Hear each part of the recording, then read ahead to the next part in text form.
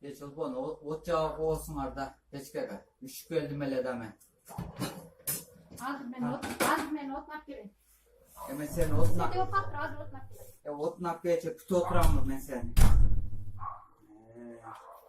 Kucaksan hep tarafı. Ot nak geçe pütü oturan mı ben seni?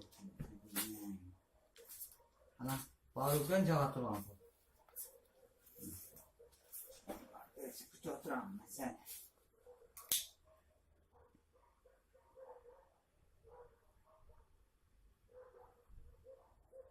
Ot nak geçe pütü oturan.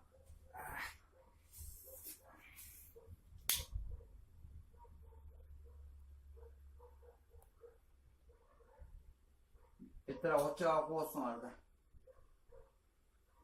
Otmak gelecek, otur ama neslerde.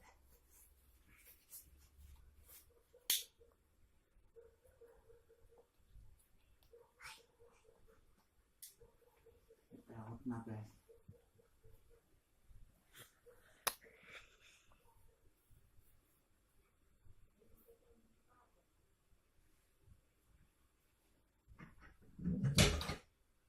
Ot ne tarafı seçti?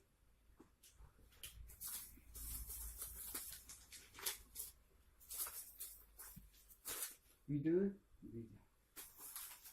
Çay oğlatı çay içelim. Pul diyen pul kat koş gerek olur.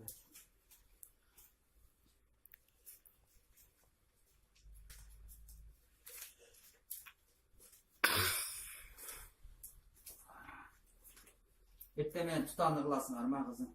Bir taraf gör. Bak. Etlemeyen tutanlıklasın.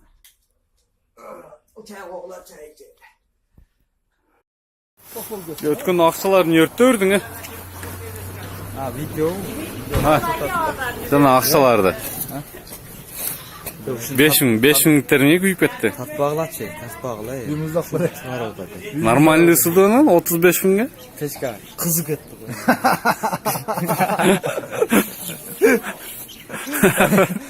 Geçken nemezler 40 pul. Kesse 50 bin akça getti de zato tanıdın da.